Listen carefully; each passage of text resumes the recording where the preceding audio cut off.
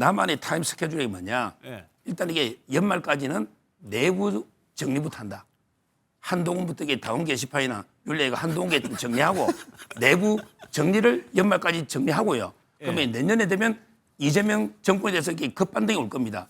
예를 들어 윤석열 대통령 재판 선고도 있을 거고 그럼 이게 내란이 무죄가 나오면 완전히 또 분위기 반전될 겁니다. 내란이 무죄가 그렇게 나올 볼 수 수 있는 있다. 사람 많으니까 이게 계엄이 무슨 이게 내란이냐 이렇게 보는 사람도 많아요.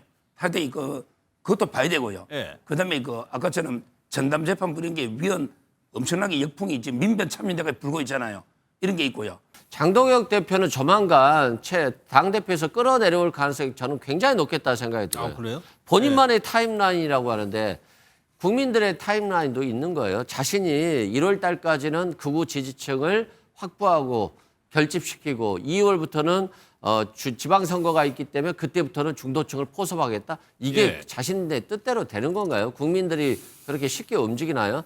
그리고 중도층을 포섭하려고 하는 사람이 한동훈 대표의 어떤 윤석열 전 대통령을 향한 어떤 비난성 발언이 있다라고 하는 당원 게시판 논란 조사하겠다는 거잖아요. 그럼 한동훈 전 대표가 그나마 중도층에 좀 가까운 편인데 이 사람 빼면 계속해서 극우의 길을 가겠다는 거 아닙니까? 아니 대표 근데 어쩐 일로 갑자기 뭐 네. 많은 분들이 보고 싶어서 갑자기 난입을 했습니다.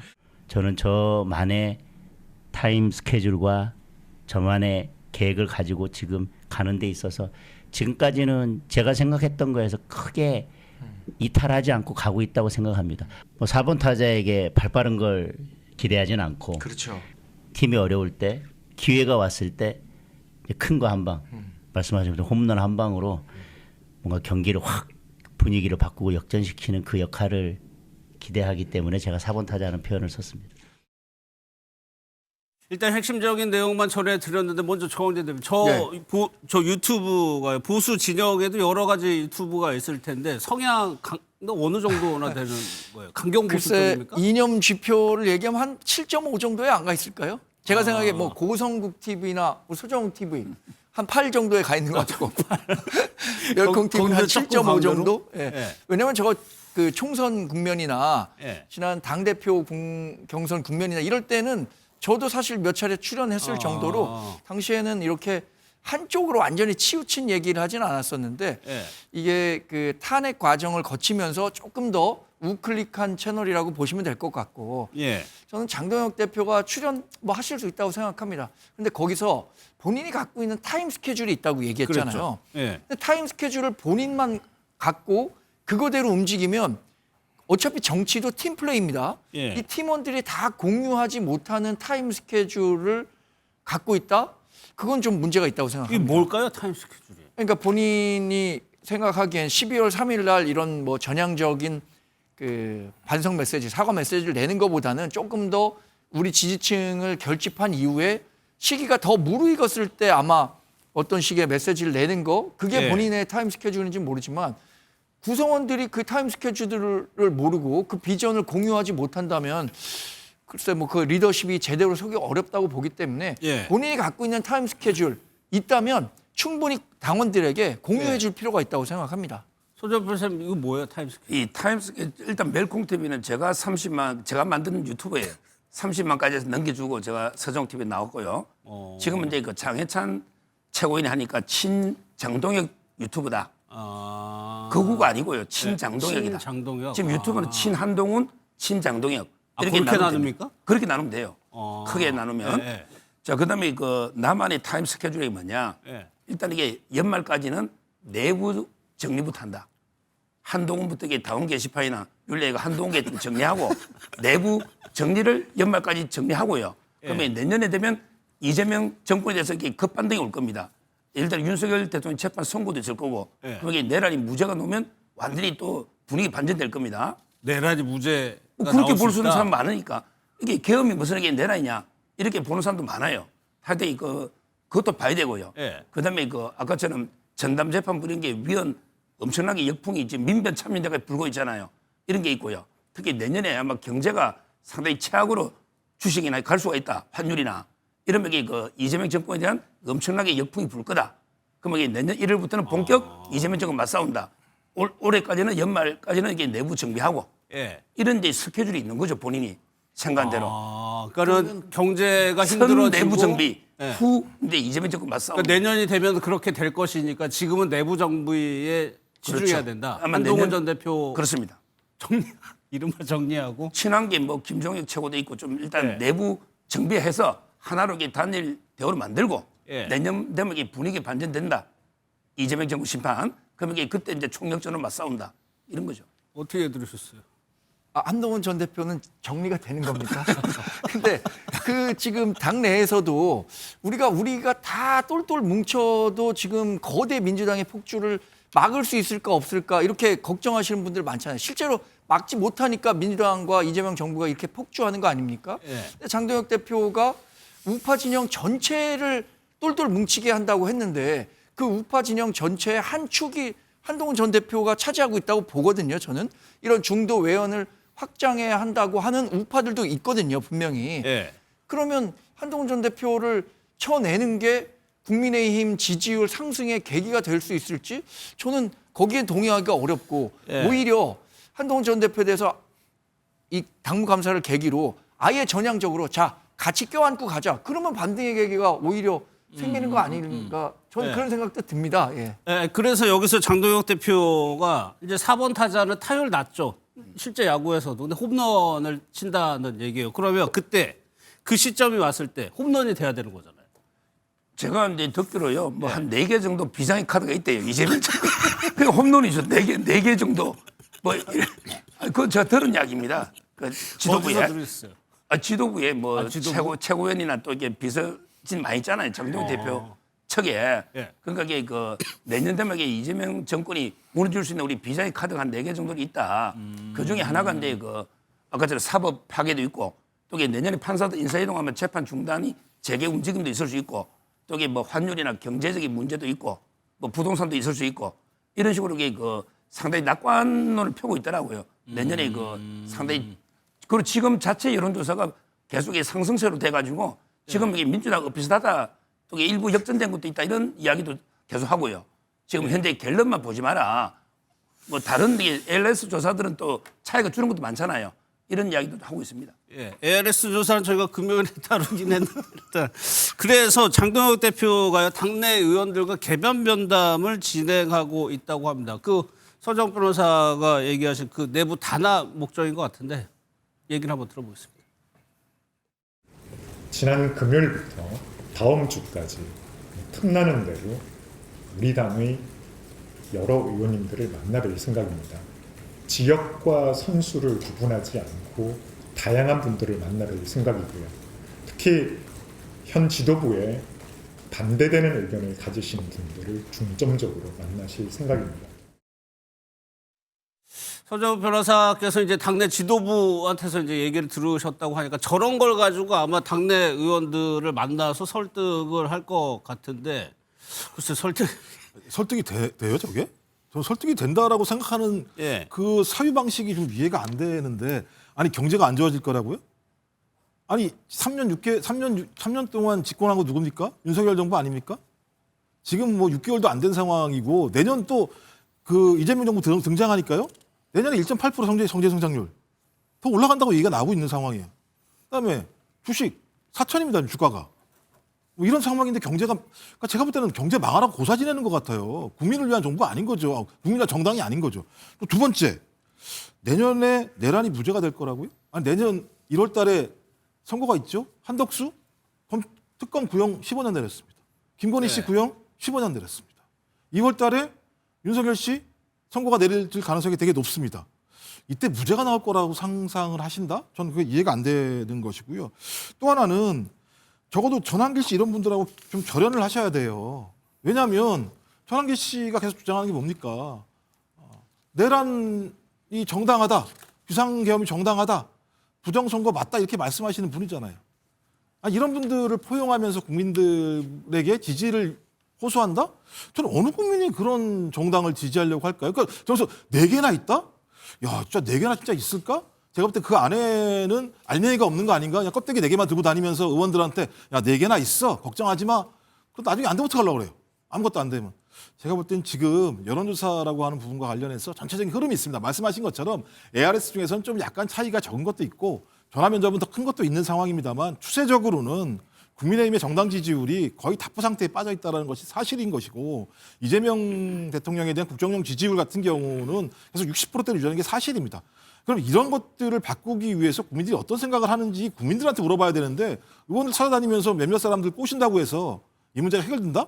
저는 그런 정치는 제가 볼 때는 절대 성공할 수 없다고 생각을 합니다. 그 네 가지 카드가 기존에 뭐 대표가 가져왔던 생각에서 바뀐다거나 반전이라든가 이런 성격은 아닌 거죠.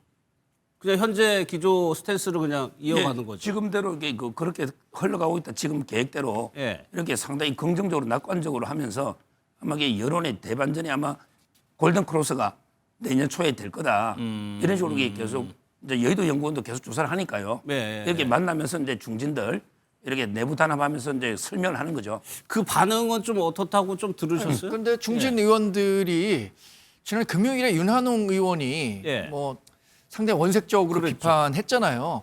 그런 기류가 전체적으로 확산하고 있는 것 같아요. 예를 들어서 뭐 김태호 의원이나 안철수 의원이나 만났다고 하는데 더군다나 오늘인가요? 주호영 의원 뭐 관련한 인터뷰를 보니까 연말까지는 그 장동혁 대표가 조금 더 전향적으로 중도를 품으려고 하는 메시지를 내야지 그거 뭐 내년 초에 해도 괜찮다라는 스케줄대로 움직이면 곤란하다라는 요지의 말씀을 하신 것으로 알고 있습니다. 예. 그러니까 우리가 물이라는 게 끓는 데는 시간이 필요하잖아요. 그래서 이게 조금씩 변해가야 중도에 있는 사람들도 하나로 묶을 수 있는 거지 갑자기 급변침했다고 해서 이제 오늘서부터는 뭐 윤석열 전 대통령과 상관이 없다고 했으니까 이제 내일서부터는 나는 국민의힘 지지해야겠다라고 하는 사람들보다는 네. 천천히 이런 식으로 국민의힘이 변하고 있구나라는 것을 체감할 때 그때야 비로소 오게 되는 거거든요. 그런 부분과 관련해서 조금 더 심도 깊은 고민을 해야 하는 시점이라고 저는 판단하고 있습니다. 예, 그런 의견 때문에 12월 3일에 이제 입장을 내야 된다는 의견이 많았는데 내년 초로 말씀하시는 거 보니까 지금의 입장하고 이어질 가능성이 높다. 서정 변호사님이 또 다른 방송 가셔가지고 이런 얘기 하셨더라고요. 장동혁 대표하고 윤석열 전 대통령 이제 면회 갔을 때 10분 내내 울었다 두 사람이? 그거는 이게 제가 그 논쟁이라는 프로에 나갔는데요. 김민수 최고위원이 먼저 그 면회 후기를 올린 거예요. 예. 김민수 최고위원하고 장동혁 대표 둘이만 갔어요. 예. 근데 장소 변경적인 특별 면회를 안 해줘가지고 일반 면회를 건 거예요. 예. 일반 면회 시간이 짧잖아요. 근데 장동혁 대표도 울고 본인도 울었다. 예. 이렇게 김민수 최고위원이 글을 올렸어요. 근데 뭐 10분 내내는 아니고 한 4, 5분 그러니까 몇 초인지 정확하게 분까지는 모르는데 그거 김문수 최고가 올린 글을 보고 글을 보고 제가 물어봤더니 예. 처음에 이야기도 많이 못 나눴다는 거죠. 대통령 울은 게 아니고 장동혁 대표도 울고 김민수 최고도 울고 처음에는 이게 너무 안타까우니까 울다가 나중에 몇 마디 못 나눴다 이걸 듣고 제가 방송했더니 뭐 10분 내내 그 내내는 아니고 예. 한 절반 좀 울다가 대화는 조금 한 거죠. 그러니까 대화는 많이 못하고 그게 10분이다 얼마나 안타까우면 이게 대통령이 그래 구속돼 있으니 눈물이 안 날 수가 없잖아요. 그러니까 윤 전 대통령은 안 울고. 그렇죠. 대통령 강하게 예. 뭐 항상 그러면 밟고 가라. 장동혁 대표가 윤 전 대통령을 바라보는 그 감정이 상당히 끈끈하다고 볼 수 있는 거잖아요. 저는 그렇게 보는 게 장동혁 대표도 독실한 기독교 신자잖아요. 예. 윤 대통령 마찬가지고. 그래서 저는 아마 절윤을 자꾸 해라는데 아니 한번 생각해 보세요. 윤석열 절연하고 그다음에 뭐 황교안 절연하고 정광훈 절연하고 다 절연하고 그러면 이게 남는 게 한동훈 남아요. 한동훈만 가지고 정치 이게 됩니까? 예. 제 말은 한동훈을 껴안자면서 왜 윤석열 못 껴안죠? 저는 이게 친윤이 더 많아요. 따라서 이게 저는 다 껴안자. 정광훈, 황교안, 뭐 윤석열, 한동훈까지 다 껴안으면 모르겠는데 예. 다 절연하고 혼자서 정치하겠다 이건 안 되는 거죠. 그러니까 지금 얘기를 들어보면 일단 장동혁 대표 입장에서 뭐 서정 변호사님 해석이긴 합니다만 윤 전 대통령하고 그 동질감 뭐 이런 게 굉장히 좀 많은 것 같아요. 참 한가하신 분들 같아요. 지금 당이 추락하고 있고 내년 지방선거에서도 패배할 것 같고 전직 대통령과 그 부인은 감옥에 가 있는데 몇 년형을 받을지 모르죠. 뭐 15년 부인은 15년을 받을 수도 있는 것이고 그 남편은 무기징역을 받을 수도 있죠. 이런 상황에서 한가하게 교도소 가서 울고 있다. 라고 하는 것 자체가 저는 좀 웃기다라고 말씀드리고요. 장동혁 대표는 조만간 당대표에서 끌어내려올 가능성이 저는 굉장히 높겠다 생각이 들어요. 아, 그래요? 본인만의 타임라인이라고 하는데 국민들의 타임라인도 있는 거예요. 자신이 1월 달까지는 극우 지지층을 확보하고 결집시키고 2월부터는 지방선거가 있기 때문에 그때부터는 중도층을 포섭하겠다. 이게 자신의 뜻대로 되는 건가요? 국민들이 그렇게 쉽게 움직이나요? 그리고 중도층을 포섭하려고 하는 사람이 한동훈 대표의 어떤 윤석열 전 대통령을 향한 어떤 비난성 발언이 있다라고 하는 당원 게시판 논란 조사하겠다는 거잖아요. 그럼 한동훈 전 대표가 그나마 중도층에 좀 가까운 편인데 이 사람 빼면 계속해서 극우의 길을 가겠다는 거 아닙니까? 그건 뻔한 거 아니겠어요? 당연히 당대표에서 끌어내려올 거라고 생각을 하고요. 홈런 한 방으로 역전하겠다, 대세를 뒤집겠다. 아니 지금 민주당에 비해서 5대 0으로 지고 있는데 5대 4가 되려면요. 루상에 주자들이 다 꽉 차 있어야 돼요. 5대 0이다. 주자가 하나도 없는데 자기가 어떻게 실수로 예. 홈런을 쳤어요. 파울인 줄 알고 쳤는데 홈런이 됐어요. 그래도 5대 1인 거예요. 그렇기 때문에 본인을 홈런 타자라고 생각하는 것 자체가 예. 상당히 지금 자신의 위치를 잘 모르고 있다라는 측면에서 지금 국민의힘이 그나마 회생하기 위해서는 장동혁 대표를 하루빨리 끌어내리는 것이 예. 도움이 되지 않을까 생각됩니다. 정광재 대변인은 방금 전에 서정욱 변호사의 아이디어 어떻게 생각하세요? 정광훈 목사부터 한동훈 대표까지 다 끌어안는 거야. 근데 저는 기조적으로 말씀드렸는데 우리가 특정 세력을 일부러 배척할 필요는 없어요. 예. 근데 그분들에 대해서 우리가 구애를 하려는 모습을 보일 때 중도 진영에 있는 사람들이 국민의힘은 저쪽 진영에만 신경을 쓰고 저 사람들의 지지를 받기 위해서 노력하는구나. 이런 인식이 확산됐을 때 우리가 놓칠 수 있는 부분들이 많다는 거죠. 예. 그러니까 전략적으로 접근한다면 이분들에 대해서 인위적으로 배척할 필요는 없습니다. 저절로 따라오면 이분들이 투표장에 가서 우리 당 찍어주면 좋은 거죠. 예. 그런데 우리가 이 사람들 나경원 의원의 얘기를 빌자면 사기꾼이건 도둑놈이건 똑같은 한 표니까 그 사람들 표를 외면할 필요 없다. 그리고 외면할 필요는 없는데 적어도 그 사람들한테 매달리는 모습을 보이면 안 되는 거죠. 저는 그런 전략적으로 무엇이 우리 당에 더 득이 되는가 이걸 고민해 봐야 된다고 생각합니다. 예. 조금만 더 말씀드리면 여기에 있는 분들은 이제 만약에 우리 당에 실망해서 투표장에 안 가면 그냥 마이너스 1표가 되는 거예요. 근데 중도 진영에 있는 사람들이 우리 당을 안 찍고 저쪽 당 찍거나 저쪽 당 안 찍고 우리 당 뽑으면 플러스 2표가 되고 마이너스 2표가 되는 겁니다. 예. 전략적으로 훨씬 더 유용한 사람들이 있는데 거기가 물론 어렵습니다. 그러나 수학 어렵다고 수학 공부 열심히 안 하면 좋은 데 가기 어려운 거거든요. 그러니까 중간에 있는 사람들 데려오기 어렵지만 예. 그 사람들을 데려오기 위한 노력들을 더 열심히 해야 할 때다 이렇게 판단합니다. 한동훈 전 대표 나온 서정욱 변호사께 여쭤볼게요. 토크 콘서트를 하나 봐요. 이게 이제 뭐 당연히 표를 파는데 8분 만에 1,500석이 매진이 됐다. 팬덤을 또 한 번 확인한 거거든요. 국민의힘을 지지하는 팬덤 한동훈 전 대표를 통해서 이 현상 어떻게 보세요? 제가 봐도 이거 지금 한동훈 대표가 보수 쪽에서요 팬덤이 제일 많은 거는 부인할 수 없어요. 예. 그런 게 팩트다. 이렇게 보고 위드훈이라는 팬카페가 한 10만 대요. 10만이. 그러니까 이제 이거 8분 만에 매진된 것도 맞고. 예. 아마 이거는 이제 저는 인정하고요. 조금 전에 우리 정광재 대변인 한 말이 저하고 100% 일치하는 이야기입니다. 그래요? 예, 일부러 배척할 필요는 없잖아요. 예. 찍어준다는 걸. 그러니까 우리가 막 구애할 필요는 없어도 일부러 절여내야 된다, 잘라야 된다 이런 식으로 할 필요는 없다. 저하고 이게 똑같은 의견입니다. 알겠습니다.